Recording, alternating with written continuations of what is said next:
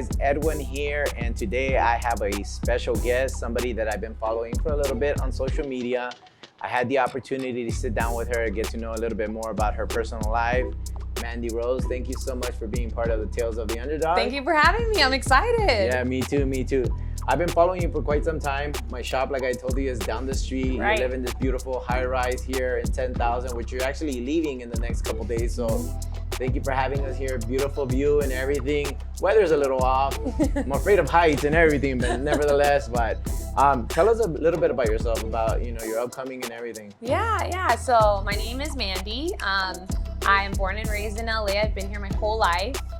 I grew up very humble beginnings with two amazing parents that separated when I was really young. Both of my parents battled with addiction. Both of my parents just struggled financially. Like growing up, they obviously wanted to give us a great life. They were really great people. I will never say they were not. But just made a couple decisions along the road that as I was growing up, I was like, okay, I don't want to be a product of this. I don't want to be like my environment. Went in and out of foster system for a little bit. And just saw like alcoholism and drug use in my life a lot. Grew up in the IE in Montebello, which is like East LA, and was just like really aware that I wanted to be different, that I wanted to be successful, that I did not want to be broke, that I did not want to be fighting about money. And lo and behold, just after a lot of years of work and personal development and being really tired of being sick and tired, I finally was just like, okay, I'm gonna grow up and I'm gonna be successful and I'm gonna do the traditional thing, like Right. When we're growing up, and I'm sure being Latino, you were told, go to school, get a job, get good grades, work for somebody else, a good company, and then you'll retire and you'll buy a home and you'll have kids, and that's the way to success, right? Right. So my brain said, well, okay, that's the way we were gonna go. So I enroll in college. My dad dies my first year in college. And that was like the craziest hardship I had to deal with. Were you close to him? Oh my gosh, so close. I was 19 when my dad died. He died on his birthday, which was crazy. Jeez. He died at 44 on his birthday. And I was so close with him, but a lot of people could probably relate to this. When your parents split up, even if you're close to your mom or you're close to your dad, you end up being closer to the one you live with rather than the one that you're not living with. So I didn't get to spend a lot of that like quality time that a daughter gets when they're growing up with my father. But my dad was like my number one fan, called me, always like supporting me, used to call me baby doll. Like I was the center of his world. So when he passed away, my world kind of got gloomy. Like how this weather is today, Right. like that was my life at 19. I'm like, dude, I just took out all these student loans with my dad. He's gone. And I only had, obviously I had my family, but I only had myself in that moment, of, okay, well, what am I gonna do? Am I gonna lay down and suffer too? Or am I gonna use this as fuel? So I fell into a little bit of depression at like 19. I was like alone a lot and I wanted to escape, my reality that my dad was gone. The world just kept going. And I started to turn to music and I started making music. Okay. And I started to make music to process what I was feeling and get out all of the anger and the sadness and all of those things. But I couldn't verbally do it like this for some reason, especially not with like a therapist. I don't know. I felt like a therapist meant you had like real problems. So I was like, I don't want to. We don't do that as Hispanics. Yeah, I don't want to talk to the therapist. But I did. I talked to a therapist one time and then she got transferred to another place. So I never went back to therapy. And I was like, I'm going to heal through my music. Okay. So I started making music. And then because I'm musically inclined, my passion is singing, I was like, well, I want to work around that. So while I was in that college section of my life, I worked at Domino's, Food for Less, Baskin Robbins. I did sales, marketing. I did cold calling. I did so many things. But nothing made me feel like music. So I just kept making music throughout all of that. I landed a job at a radio station. You might have heard of it. It's called Power 106. Oh, no way. So it's a top radio station here in LA. And the funny story how I got that doorway opened was I was just like the pest that you want off your shoulder. Right. I was like emailing, coming to the office. They're like, we're not hiring. We're not interested. No, thank you. Goodbye. And I would just like send another email, make another call. And finally they hired me as an intern. No way. So How long did you do that for? I did the internship thing, the free work for like a year. Oh, shit. And now, I had how long were you persistent until they opened that door for you? Oh my gosh, like 6-7 months. Really? Maybe even a year of emailing and calling and please, I'll work for free. I want to be around this environment. I'll be the best intern you've ever had. I will outdo everybody else. And finally, I remember the woman that gave me a chance, her name is Terry Duran. She hires me as an intern. Then they hired me on the street team. So mind you, I'm like 120 pounds, 5'3", picking up stereos, picking up those tents. Yeah. And I'm emceeing now, like on the street team. And then that got me into the office setting and I started working there and you know, life seemed a little bit better.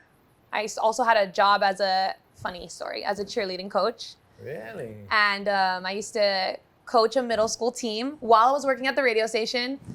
So it sounds like a lot, and it was. Like, I woke up, I went to work from 9 to 5. I went to school after that. And in between all of that, I would, you know, go from one job to another. So if I was working the radio in the morning, I was working the cheerleading in the afternoon. And then I was going to school. So I was hustling, man. So, and all this happened after your dad passed away? All of it happened after my dad passed away. So you were just probably keeping yourself busy, keeping myself busy. You know, when tragedy happens, you either go depressed and you lay down and you feel sorry for yourself, or you're like kind of in such shock that you just like keep going. You know, they say a body emotion stays in motion. Yeah. So I believe that because I was like already on this hustle path when my dad died, I was like, okay, either I quit or I finish strong. Right. And I felt like this pressure because now I felt like my dad could see me all the time. So I'm like, my dad is within me and he wants me to finish this. So I'm going to finish this. So I graduate with my bachelor's in 4 years. Then I go back to school and I get a master's in 2 years after that. So 6 years of school, $120,000. I did the right thing. Yeah. Okay. Everybody says, go to school, get good grades, go to college, get a job. And I did that. And I got $120,000 in debt. And unfortunately, you know, some people get lucky, some people just know the right people, but doors did not open abundantly like I believed. I believed once I had those 2 pieces of paper, $120,000 I spent, that everybody was gonna be like, come on, we're gonna hire you, you have a master's degree, But it wasn't like that. Welcome to LA. Welcome to the most competitive place in the world. Yeah. So I just had to figure it out, get it out of the mud, and, you know, just do it with a smile on my face, a good attitude. And I've always put that in any work I've done, even music, good attitude, 100% effort. Those are the only 2 things that I can control in my life. Were you this ambitious, though, prior to your dad? Prior to your dad passing away? Mm-hmm. Who do you think you got that from? I think both of my parents. My mom is a firecracker, and so I get the fire from her. And my dad had this like entrepreneurial spirit because he was an entrepreneur. He never was at a job. Well, I could remember. What did he do? He had this company called Winery Row. And my grandfather and him, my grandfather was the president and my dad was the vice president, used to do like labels for people that had like wineries with like olives and water bottles. And funny story, I was going to Mount St. Mary's and a month before my dad passed away, he actually got his business into my school. So he was like, hey, he's like, baby doll, go to the cafeteria. The water bottles you see right there at Mount St. Mary's, I made those. No way. So my dad was very entrepreneurial. Okay. And he used to drive me around when he would go do these jobs and go to the factories and, you know, do all these things. And so it inspired me. I was like, he's driven. Right. And I've never wanted to not be the best. Like, I want to be the best at everything I do. And in high school, I had the same attitude. I joined track. I immediately started winning league. You know, I joined cheerleading. I hadn't even been in cheerleading. I was captain. So I was in choir, and I was instantly, like, singing solos and doing things that a lot of people wouldn't do because they were shy. But I'm like, dude, you only live once. Like, I got to center stage. I got to do this. So I don't think I've ever not had that. Even when I was younger, I was like, give me the mic. Yeah. Like, everybody sit down. Okay, we're gonna do a show for all of y'all. And Britney Spears, Christina Aguilera would come on, and my family would sit there, and no matter how bad or good we were, they would clap. Were you say we? Were your siblings? My cousins. Oh, okay. My sister was the choreographer. Oh, really? She never wanted, because she was older than us. She Yeah. never wanted to be embarrassed. Okay. So she would be like, do this and do this. And then she'd sit there and laugh at us the whole time. Yeah.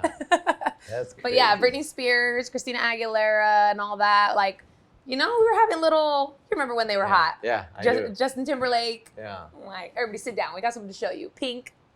That is funny. And going back, taking it back, like obviously you got very inspired by your parents and everything, but you did mention in your early age that they both had an addiction and all that. How was that transition? How did that affect you in a good way or a negative way? Yeah, when somebody has an addiction in your life, you have two options. You can either become a product of their addiction and do the exact same thing that, you know, they've done in their life, which is try the drug of choice, whether, you know, it's a small drug or a bigger drug. Or you could go, dang, that really didn't work out for that person. Maybe I should not do that. And I would say, because I have two siblings that I grew up with. Two of my siblings went down the negative road of like, well, let's see how good this is. And for me, not saying I'm an angel, but I never got into like hard drugs or anything like that deeply, because I knew what it had done to my family.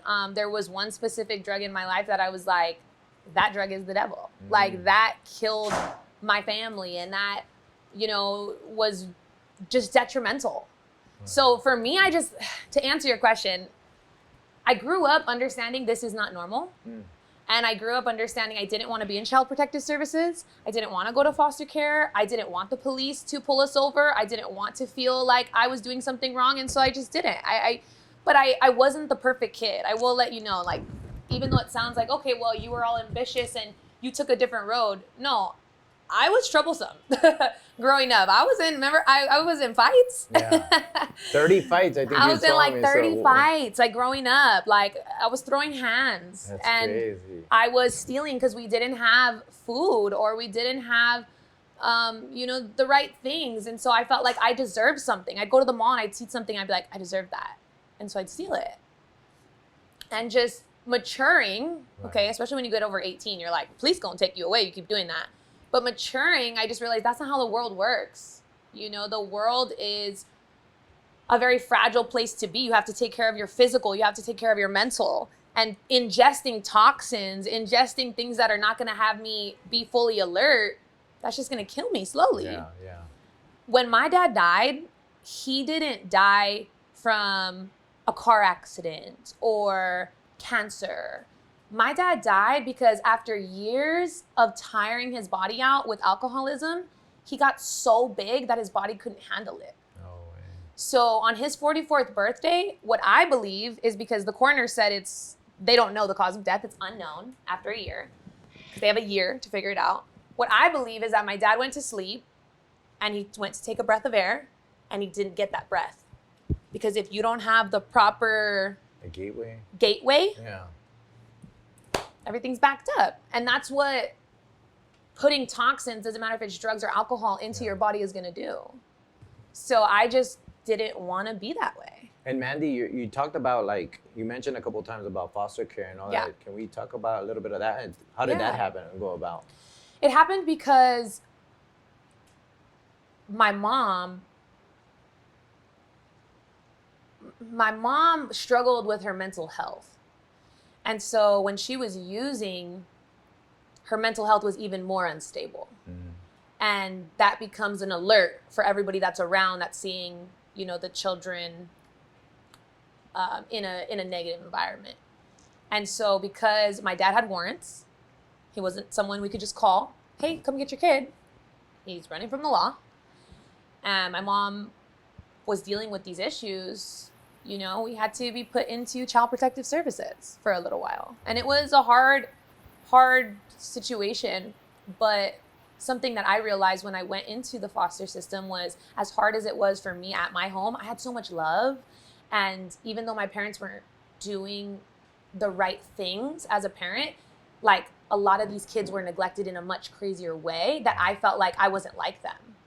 Like, you would lay next to a kid that's like, I've been sexually abused, unfortunately. Or, you know, my parents made me do the drugs. You know, you have things like that where it's like my mom was never trying to put us in a negative situation. It's just she made bad choices, and as a result, we were around that and we had to suffer the consequences. Got it. So that was really how that went. But I was just having a conversation with someone the other day where I was like, we didn't stay in there for long.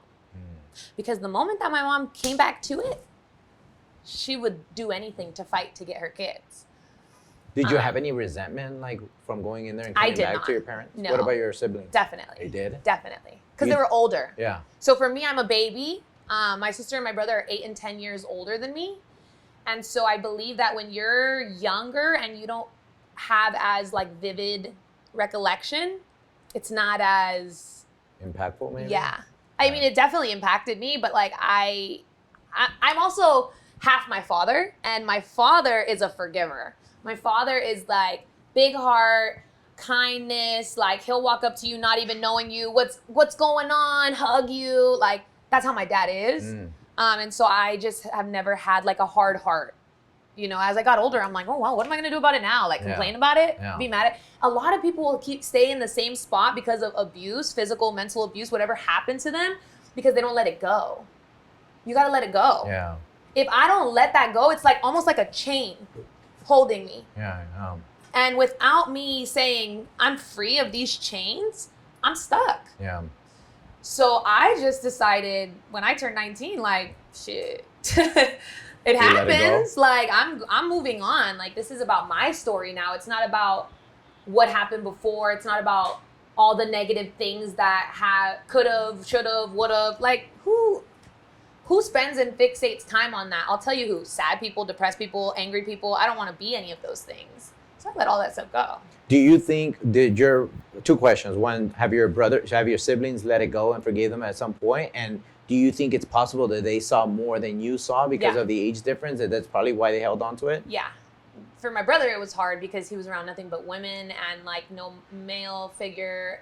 For my sister, it was difficult because my sister was my mom. So it's like I'm 10, but I'm, like, doing your hair and helping me. So yeah, I think that the resentment, because they understood more than I did. My brain wasn't developed like theirs was yet. Right. And once again, like, for me, I don't want to play the blame game. I think that everybody goes through hardships, and in order for you to heal, in order for you to get better, you have to let things go and let God. And I firmly believe that without those experiences in my life, I would not be who I am today. Gotcha. If I didn't have a little bit of dirt and mud, I don't know if I would have been able to bloom the way I did. And, you know, to each its own. Some people without any type of hardship in their life become amazing and successful. But it's those success stories of the people that are like, man, I had nothing. Those underdogs. The underdogs. Yeah. Like, it was a cold winter every winter. Yeah. You know, you hear those people and you go, wow, if he can do it, I can do it. And I had heard enough of those stories where I was like, I could do it. Yeah. There's real problems going on in the world. There's crazy. people with real problems. Like, even though my story, people are, oh, that's sad. Like, there are people that are mass murdered and kidnapped, and, you know, like, there's a lot of things happening where parents will just up and leave you, you know? And for me, I felt like, yeah, there was hardship, there was mud, there was negativity, but, like, all of that was real life learning experiences. And if I hadn't learned that young, I don't know where I would be right now. I don't know if I'd be like, let me dabble in this now that I'm an adult. Yeah.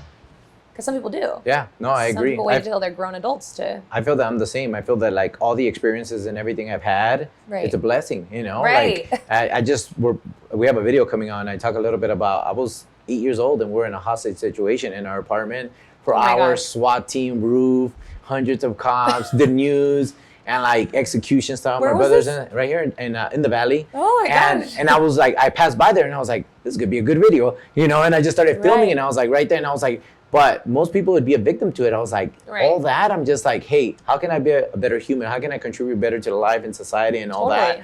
And turn it around, you know? And I love that. That's why I wanted to do this podcast, because I wanted to hear from underdogs who turned it around, because there's a lot of people that say, hey, I'm a victim to this, and this is my excuse to life. And then there's individuals like you that say, hey, you know what? people have it worse. I'm blessed that I have a little bit of mud, a little bit of dirt. What can I make out of it? Man, like the things that I saw really young, they shaped me to be like, when I went into high school, I had this understanding. This is before my dad died. I said, I'm going to stop getting in trouble. Because I was getting in a lot of trouble when I was So let's young. talk about that. Is this in your fight time? Yeah. Let's talk about when you got beat up and then when you started to beat up people. Yeah, I started getting beat up in 6th grade, and it was predominantly because of the way that I looked.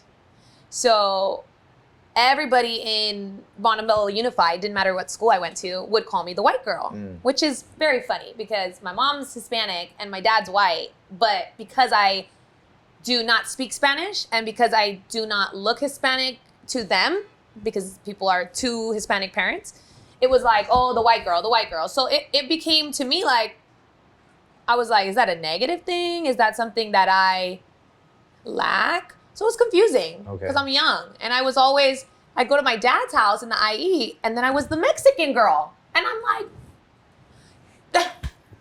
the kids over there are like, oh yeah, Tori's Mexican cousin is coming. Like, huh? That is funny. So I was just like, I didn't really fit in, is my point. But when I was in 6th grade, the first girl that ever beat me up, I was picking on. You were picking on her? I was picking on her.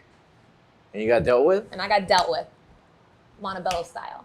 And then after that, there was another girl, this was like way later, starts picking on me, also beat me up. This is like the second time I fight.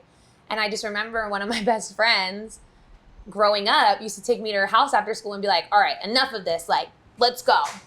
And I'd be like, what? Like, afraid. And she'd be like, we're going body shots. No face shots, but like, come on. And I was so afraid. I didn't want to do that. I was just like, no. Like, but it was like, it was forced on you. So then you start getting a little bit older, 7th grade. This is when my mom sent me away. A lot of my friends and me would film ourselves fighting. We're not beating each other up face-wise, but we were body shots.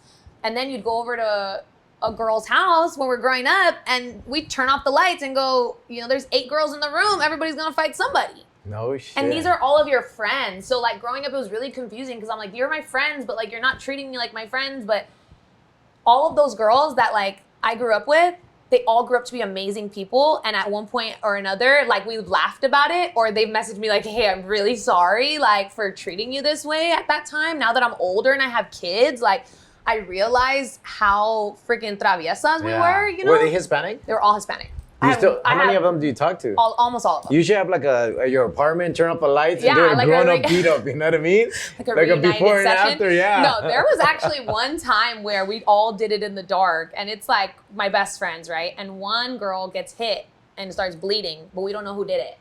So everybody's like, the lights come on, and they're like, Brittany did it. No, Mandy did it. No, Abby did it. Like, everybody's pointing to each other, and we find out, like, I think 5-6 years later who really did it. Really? And we're like cracking up. Was it you? I don't even remember, honestly. It wasn't me. No, it definitely wasn't me. You know what I used to do in moments like that? I will not even lie to you. I was barely getting my guns in. I was hiding in the closet. I'm like, oh, what? Like, I'm hiding. One of my friends like, are you hiding? No way. So everybody's going at it, and you're in the corner? Yep. Everybody's just hitting each other. Like, and I just... Growing up, I didn't want to do that, but then when you start to get a little bit more bite than bark, you start to get a little bit more confident, you know, when people start messing with you. And I'll never forget, it was a really huge defining moment in my life. I think I was in 7th grade. I went out to nutrition, and one of my best friends, this was not the same girl that was in the room, but another girl that called her my best friend, she pushed me at lunch in front of everybody. Why?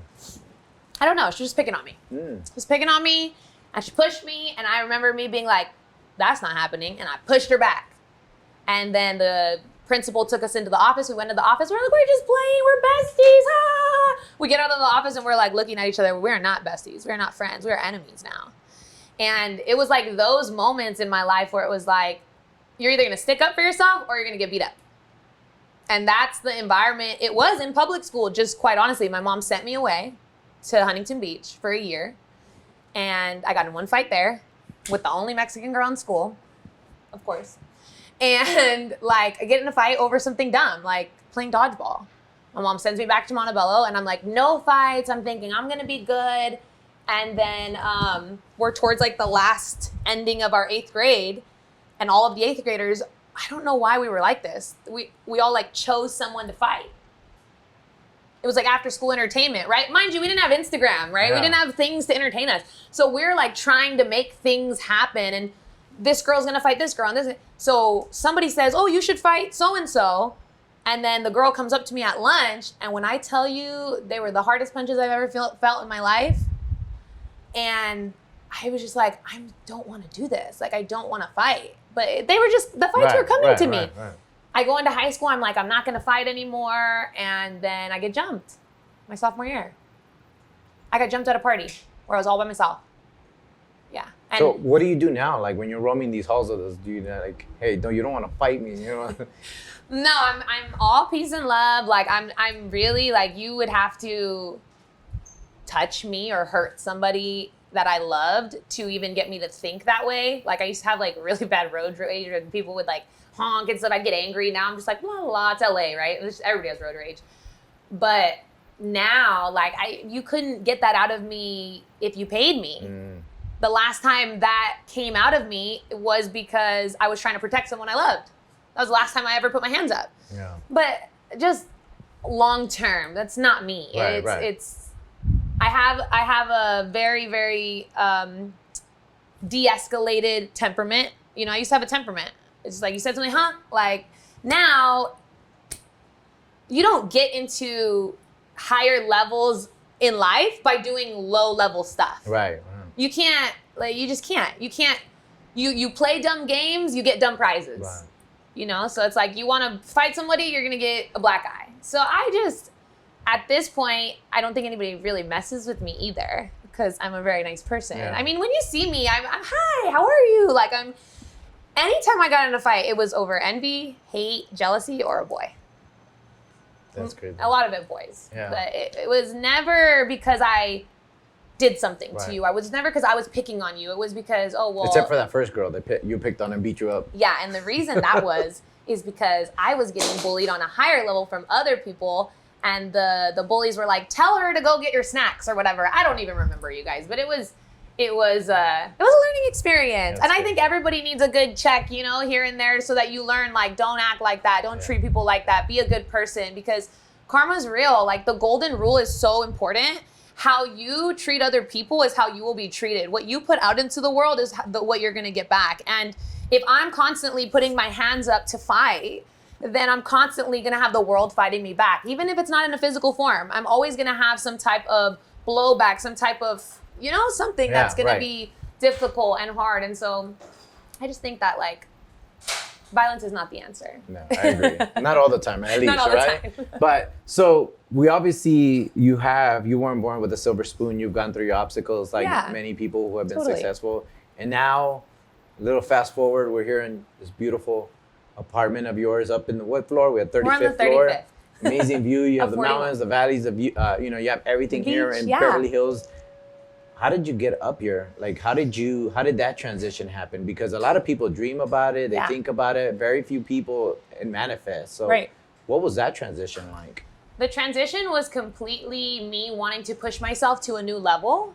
I wanted to insert myself into this environment because I wanted to push myself to make more money, to make better connections, to meet better people. I wanted to be in a thriving, fast-paced environment like Los Angeles. I always thought LA was like downtown LA, and I had been hanging around downtown LA when you're growing up a lot, and I wanted to know beyond that. I wanted to know Beverly Hills. I wanted to know, you know, the old money, and I Googled, you know, best apartment complex in LA. Because that's what I think about myself. When I'm looking for something, I'm looking for the best of the best. So I wanted the best of the best. And this place popped up. And I think I toured maybe 3 other places, and was like, hands down, I wanted to live here because of the environment. It wasn't about the apartment. Some people are like, oh, the view is so beautiful. It wasn't about the view. It was about the fact that I was going to put myself in an environment that was going to push me to be better because I was around people who were better than me. You know, some people, they get to a certain level in their life and they want to be like the top dog in that environment. That's not fun to me. Right. I'd rather be the underdog in every environment because then I can learn from, you know, anybody that has more value, more experience, you know, more life than I do. And when I came into this building, I immediately felt like an underdog. I immediately felt like I needed to change a lot of things about myself so that I could fit in, and which is a good thing. Some people would be like, oh, that's so fake. I don't think it's fake. I wanted to evolve. I wanted to be around people that had bigger ideas than me. And I didn't know exactly what this environment was going to be like, but something in my just body, in my brain was like, you're going to meet someone there. I don't know. That was what I felt. And so I went on that. I knew that I can pay the rent for a year up front. I was like, I have the money to pay a year up front. This might seem like a crazy financial thing to a lot of people because it's a lot of money to live here. Just 6 figures, right? Yeah, for a year. Yeah. So to come into an environment like this, a lot of people were confused, but I'm like, what a lot of people didn't see was the years of saving. I've been working since I was 16. Since a day after I turned 16, I've had a job. I have never not worked. I've always had some form of income. Like I've always been saving. I've always tried to push past financial thresholds. You know, you make your first 10,000 and you're like, hell yeah, like I made 10,000. Let me put this in my savings and get to the 20 and get to the 30 and get to the 50. And just with all the hustle and bustle I had done, I was like, I deserve this. I deserve to move into a place that's going to push me to make more money, to grow as a person, and to up my level of thinking. Living here has moved my level of thinking beyond the normal level of thinking. Yesterday, somebody texted me a home they were looking at to rent, and it was $1,800 a month. And then they said, that's expensive, right? And I immediately wanted to be like, $1,800 a month is expensive? But it's a mindset. Yeah. That's your mindset because that's your threshold. For me, I want to live in a home that's $20,000 to $50,000 monthly, probably. And that to some people is like, huh? That's crazy. What I think is crazy is thinking that $1,800 is crazy for the rest of my life. Right. What I think is crazy is me making, let's say, $65,000 a year and then making it again the next year, same 65. Right. I would rather, when I remember the first year I made $50,000, I was like, this is great. I can make 100. I just got to double up on what I'm doing. I just got to double up on the commitment, the work, the drive. So that was really like how I ended up here is every single day I said the same affirmation. And it's a Bob Proctor affirmation. I said, I'm so happy and grateful now that money comes to me in increasing quantities through multiple sources on a continuous basis. Every day I said that. Every day I said Why living in Montebello? Because you were living with your dad, right? I was living with my papa. Okay. My papa was 97. And just that's always, you know how all of us have like that one place we can run to? You know your safe haven, like your home base? That was my home base. And my papa was an amazing person to live with because during the pandemic, he allowed me, one, I had a huge space. My room was like a 3-car garage that he used to have for my uncles. But he allowed me to grow and learn and just lock in and didn't ask anything of me besides to sit down and have dinner with him or go to church with him once in a while. And I wanted to do that, and I understood my place. You know, people are going to watch this and they're going to go, damn, I'm in that position where I can't get out of mom's house. Don't rush to get out of mom's house until you've gotten something built, you have something that's going for you, and then get out of mom's house.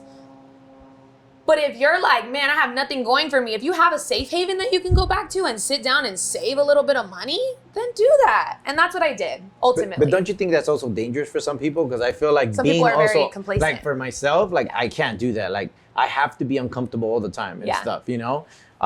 So if you put me in a situation where it allows me to save, like it's really hard for me to thrive the most. I have to be put in a corner. And I think not everybody, but people most can't people be enabled. like it's so hard for me. And that's where discipline comes from. Yeah. I never thought for a second, I have it free, I was like, I want a time limit here. So which that alone is discipline to convince your mind, even though you're in a situation where you didn't have to have, I think you said you didn't have to pay rent at that time. No, I didn't have to pay rent. I didn't have to do a lot of things, but I wanted to. You know, I had a Nissan Sentra since like, I think I was like 18 or 19. And it was like a newer Nissan.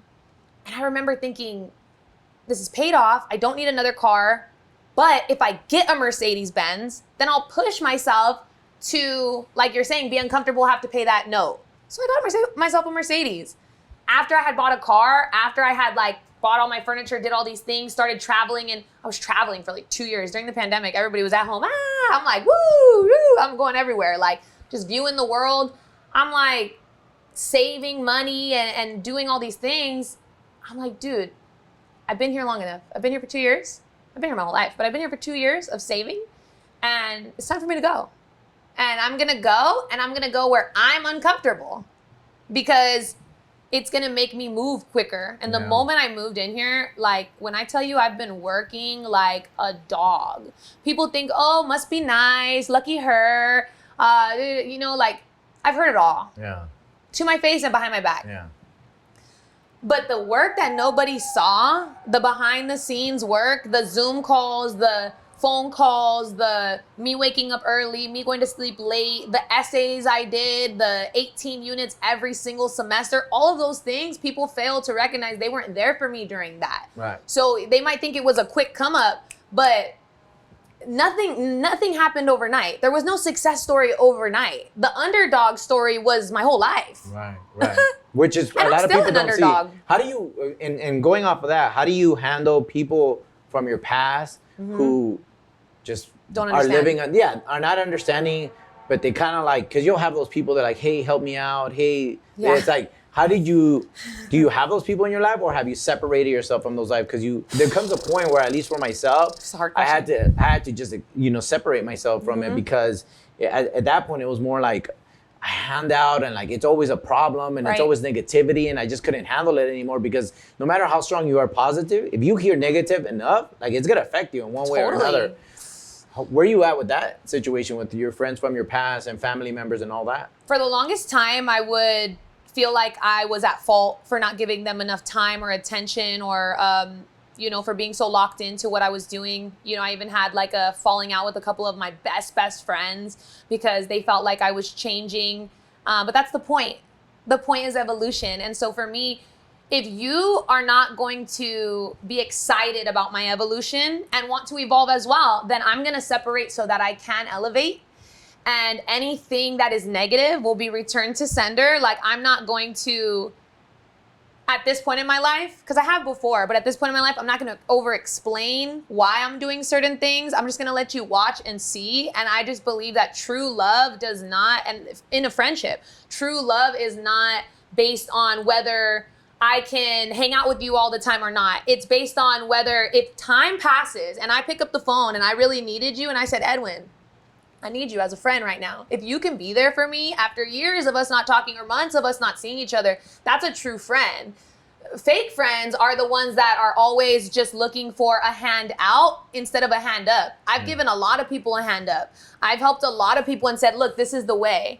But a lot of people want you to do it for them, give it to them. I will say, rule of advice, just in like success and your journey in making your first 100,000, 200,000, $500,000, don't lend money to the people you love, because that enables them. Yeah. And that then puts you in a really crappy position because you stop being a friend to them. Now you're a bank.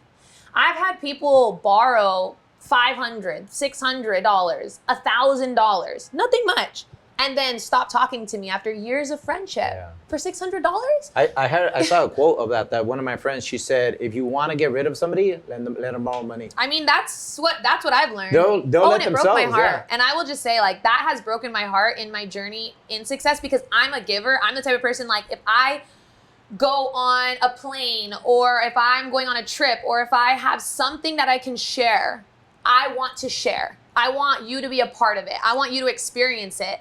But some people that can't evolve in the same way that you have evolved might feel like, oh, well, she's different now. Well, yeah, I'm different because I'm growing. Yeah. And you're not different. And that's interesting, because that means you're not growing. And I think that like a real true friend can see that even if you're growing, you never outgrow a friendship. That's true. And my best friend and me, we sat together after I think 2 years of me doing like hardcore network marketing. And she was like, I felt like I lost my friend. And I was like, that's a valid feeling. Like, that, I hear you. And that's not okay that I ever made you feel like that. And I literally said, like, I felt like I was losing a lot in my life. And so I needed to do this for me. And I wasn't even thinking about how that might have affected our friendship. And I'm sorry it affected our friendship maybe in a negative way, because I wasn't there as much. But at the end of the day, everything can be fixed with communication and a conversation and love and mutual respect. And I just believe that most people, like I said, are looking for a hand up, a hand out instead of a hand up. Yeah. I can give you the secret formula and show you exactly what to do, but if I don't do it for you, you're upset it didn't work? Yeah. Huh? I know. It's pretty crazy. It's not how success works. It's crazy. It's so crazy. That to me is really crazy. And You're gonna have a lot of like haters. Yeah. Do you have haters? I don't think that I have a lot of people that hate me, but I think that I have a lot of people that have something to say about my life. But do you think it's more social media or people who know you on a personal level? I think it's more people who know me on a personal level. I think people on social media are actually the complete opposite. Like, but you gotta have some because you have like over 50,000. I definitely have had hate, especially when I was making music. Yeah. I got the most hate with music, Yeah. which is interesting. Because I was just so unapologetically me that I was like sending music to people and they'd be like, this is this, or this is this, or who does she think she is making music videos? But it was always funny to me because I'm actually great. So anybody that have had anything negative to say about me, it never really affected me in my mind or in my confidence because I knew I was great. But as far as like haters with my lifestyle, I'd say people that used to know me that don't know me anymore, but that knew me at a certain part of my life and think they know me because maybe they knew a bad side of me or maybe they knew a lacking side of me, an old version. Yeah, and I've said that to people. I'm like, you have to get rid of old people, old friends who are not growing or at least heading in the right direction because they know you as the old you. So for example, me, I used to like sell drugs, do drugs, all that. So if I hang out with those people and they look at me now, they're gonna judge me based off the old me, not the new me, the disciplined me, the guy who's built everything. You know what I mean? So I separate myself from people who are not at least trying to have a better life and self-develop and all that. But do you believe that you need haters in order to be successful? Do you think like you're gonna have them, you can't avoid them? Like genuinely, like I get it, the people you know, but do you think as you're growing, you need them to kind of like, they're gonna be there or? A mentor once told me that in order for you to get something positive, you need both a negative and a positive charge. I actually perform better when the odds are against me. Really? I perform better when somebody says, she probably won't do it, or she'll probably quit, or she probably just got lucky. Like those kinds of things, they actually, instead of getting me like, screw that person, like I'm like, okay, watch this. No shit. And I'm just such a badass that I could care less, but I do need a little bit of the saltiness. Yeah. I wish it wasn't from the people I loved. Because when you start to become an entrepreneur in any field, doesn't matter what it is, real estate, insurance, you could do so many different things, digital marketing, network marketing. If you're doing entrepreneurship of any form or fashion, the people that hate on you the quickest are your friends and your family. Because those are usually the people that you say, hey, I just opened a business. This is my business. This is what it is. And they're like, oh, no, thanks. I've heard of that before. I had someone in my family tell me to get away from them in a joking manner when I told them about a new business venture I had done. Like, oh, get away from me. And then like, I think a year later asked me if they could like take pictures of my Ferrari. That's funny. The one that got paid from the venture that you did. So I'm like, interesting, like that. But I think that's why success is the way it is. Yeah. It has to be that way. Like if the people we love aren't kind of poking us first, then when strangers poke us, we're not really prepared. Got it. So it all happens how it's supposed to.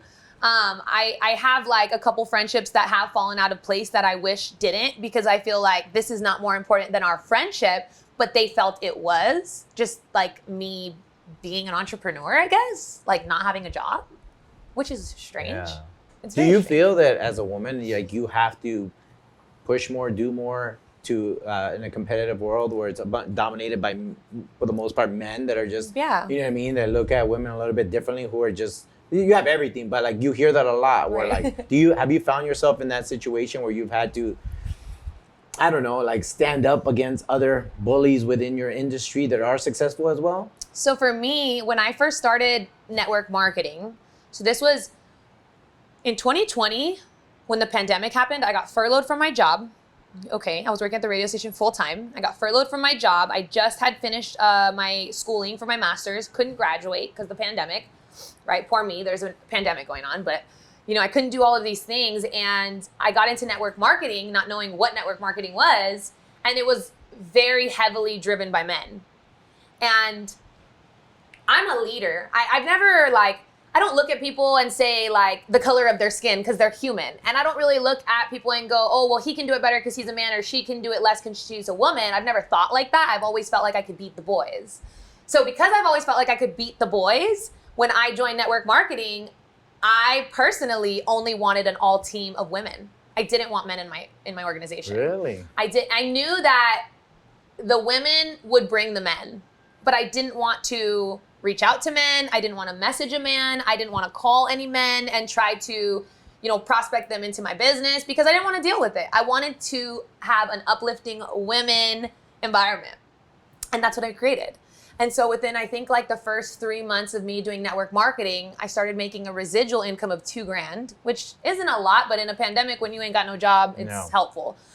And all my team was beautiful women. Models, actresses, fitness girls, like everybody was beautiful inside and out. Where were you recruiting? Internet, social media. And there were a lot of girls that I knew from like high school or like college, or I met them. I've known a lot of people. I've built a following since I was in high school. I've been building my Instagram. Okay. So I knew a lot of people, and because I was making music, I knew a lot of models because I would always call them out for my music videos. Because in addition to me singing, I used to fully direct them while I was in the video, which was crazy. Yeah. So I knew a lot of women, and I got a lot of great women in the business, and we built like a sisterhood. And then the men came later. But no, I don't ever feel like I was less than any of the men leaders. In the end, all of the men leaders were asking for my PowerPoints, for advice, for help, coming to me, asking me to talk to their ladies because women rule the world. There's a saying, my grandma used to have this in her house. It said, men make a house, but women make a home. And so it's even in business, like the men might be like the dominant personalities that are constantly like, bringing in that like strong culture, but women can do that too. And, every single person, you and I, we both have feminine and masculine energy. Okay. And so a man who's seen as strong can still be soft and have feelings and be, someone that is a listener to women, and a woman that is a nurturer and, cries and is emotional can still be a badass. Right. So I've never been like, oh my gosh, it's oversaturated with men. I always just look, and if there's a bunch of men, I'd be like, I'm going to be the one woman there. I'm going to be the one woman. And that's just the way that I've played it. Would you consider yourself to be an alpha? Definitely an alpha. What about your boyfriend? He's an alpha too. How do you guys make that work? We headbutt. Yeah? Who normally wins? Him. Yeah? Yeah. And that's why we're in a relationship. Because how do you determine when to submit? When things are based off principles. Got it. So let's use it. Like let's use just like when I met him, something that I wasn't following well is I was drinking and I was doing things that I shouldn't have been doing. And when I met him, he said, these are the principles that God has given us to navigate in the world. And God says we should not kill, right? We're not murdering people. We shall treat our neighbor, like our own. So we should be kind to other people. We don't commit adultery, all of these things. And he sat down with me, and they were laws and they were principles that we talked about together. And I said, there's right and there's wrong. There's truth and there's false, right? There's light and there's dark. So when you sit with someone and they say, look, this is what is right, and you're doing the opposite, if you're really personally developed and you're really grown, you don't oppose that. You don't go, no, that's not right. I'm right. You go, wow, I never thought that way. So that's why he wins a lot of the times, because he most definitely has, I've read a lot in my life. He most definitely has been deeper in the word than I have. I believe that if you can navigate through life using God's like principles, then you will win you'll win in everything, right. Because every personal development book is based off of the Bible. Yeah. So when he sat down with me and really said, look, like, I don't know what kind of friends you have, but I don't let my friends get so drunk and wasted they don't remember the night. I don't let my friends do drugs. I don't let my friends just be with whoever. And we were just friends in the beginning. And I literally was like, wow, you're the first person in my life to do that. You're the first person in my life to not submit to me. Everybody else is like, okay, whatever Mandi wants. Everybody else, nobody opposes me because I'm feisty and I'm like an alpha. But he has never not listened to me and respected me and like heard me. So when it's time for him to talk, I do the same. So I think that's why we work. But yeah, we are alphas. So it's a heated debate. So tell me, what was your guys' the last time you guys butt heads, and what was it about? I don't even remember. Let's see. I think we butt heads on a daily basis about our business. Okay. But it's not like. Are you guys in the same industry? Yeah. Oh, okay. So we both do insurance together. He's been in it a lot longer, and he knows a lot more than I do. But I'm more people driven, so I'm more of like somebody that understands communication and like just, you know, different things that I want to be said and don't want to be said. So it'll be like little things like, hey, I didn't think you should have said that. Or he'll say, hey, you should have helped me with this. And we just talk about it and go, okay, I'll do better. Like it's never a fight. And we always have like a very like joking spirit. So, I mean, when I say like we headbutt, people probably are thinking like fight. Like, no, we don't fight. We don't raise our voices. Right. He's actually never like disrespected me and called me a name. Like I've been in relationships where people call you all these different names and stuff. Like I've never had that with him. Right. So it's a very healthy relationship. That's amazing. Yeah. That's rare too. You know and it's like a very entrepreneurial relationship because one, we're waiting until marriage to even have sex with each other, which is like a deep thing people don't do. It's very old school. Right. But that's what God wants. And that is what has been laid out to us. I don't drink. I don't do drugs. I don't lie. I used to tell little white lies when I first met him. And he would catch me, you know, on the phone with my mom and be like, hey, that's not the truth. And that accountability has made me a better person. Because you can read and you can listen to the audios. But do you have somebody that goes, hey, Edwin, you're not performing right now to the best of your ability? Or, hey, Edwin, like, you said you were going to do this and you didn't. So I really love that about our business partnership. Is that I have a partner that will hold me accountable to being successful and to pushing me past the limits that I didn't know I could even push past. So it's been like the best relationship, friendship. No, it's the best person in my life. And my mom always tells me like, I'm so happy you met him. I'm so happy you found him. Funny story, we met in a different company and we were just friends. And we would sit together and talk about how we were both going to be single forever. But at that moment, was there any thought like, oh man? No, like, not at all. Just my friend. Crazy. Just my really good friend. Just the one guy that I felt like I could sit with and wouldn't try to take advantage of me, wouldn't disrespect me, wouldn't lie to me. And I really appreciated that. And so like, it was all just friends. I never was like, oh, like, I want to be with him until way later. That is nuts. Yeah. How long have you guys been together? About almost 2 years now. That's amazing. Yeah. I love that. Are you guys at least competitive in business? Like so competitive.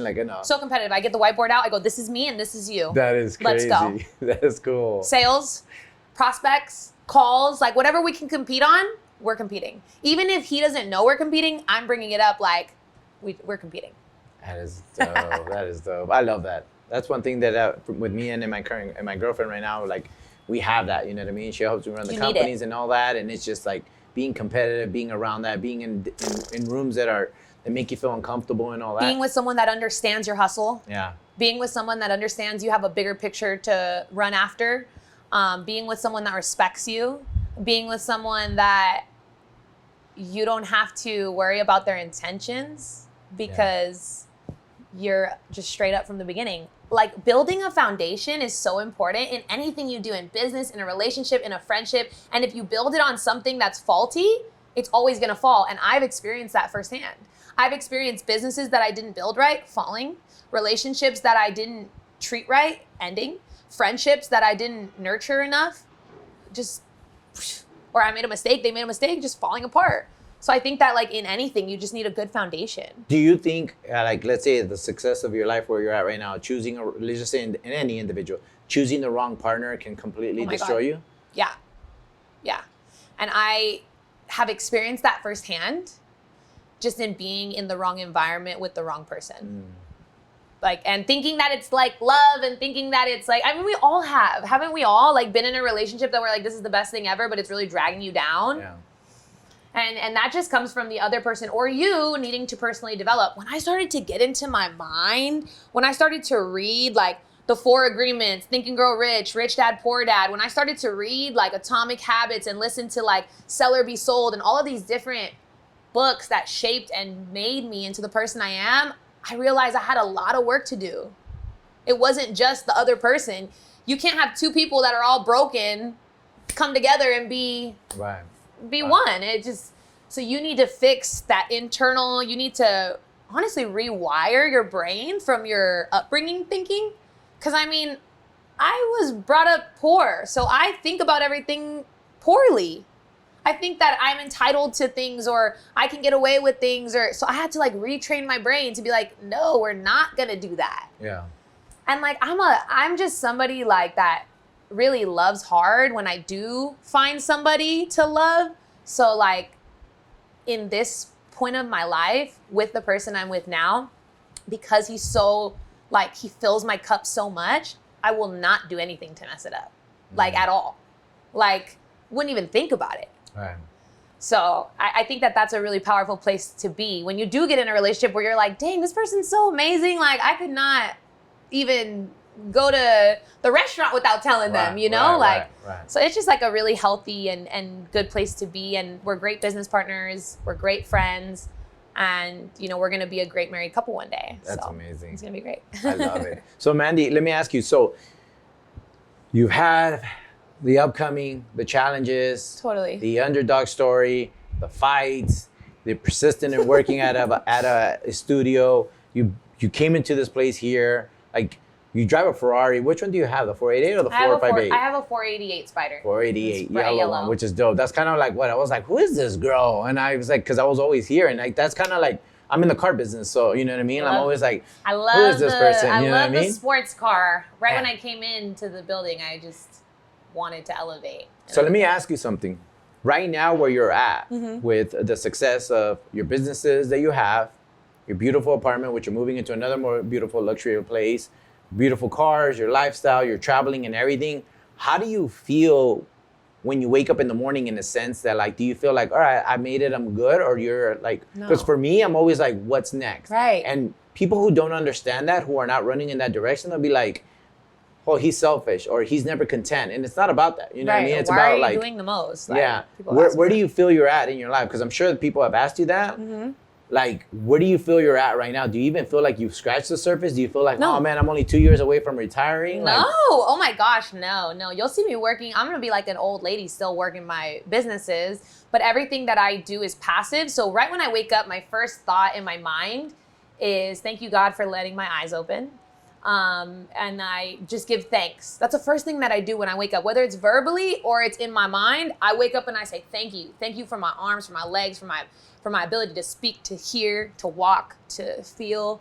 And I think that starting my day is like the reason my days are so successful, because I wake up in gratitude. And when you put out into the world, you get back. So if I'm thanking for all of these things, then I naturally, you know, will attract more things. But to answer your question, I wake up and I think like, what mountain's next? Like what am I gonna do next? How am I gonna top this last thing? I consistently think about making another album. I consistently think about building passive income, always. And I consistently think about getting mentorship, whether that's in a book or from somebody else or from, you know, an audio. That's what I'm always thinking about. I think about how can I get to the next level so I can buy a mansion for my mom. I'm not there yet.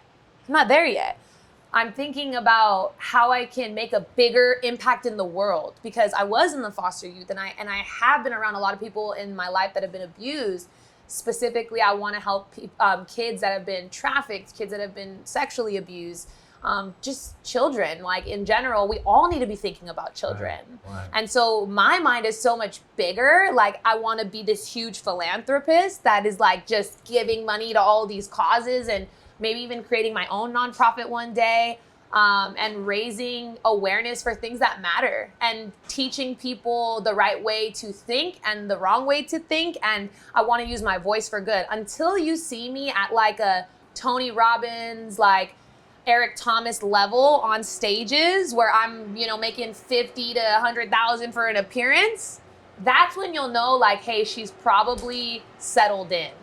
But right now, like, I wake up every day like, we still got a mountain to climb. Like, I have so much work to do. Like, I don't even feel close to the goal. I don't even feel like I've scratched the surface, which might sound a little selfish to some people, but I mean, that's just the reality. I have a big goal. And when you're a musician, you think being a superstar, you think like being an artist, being huge.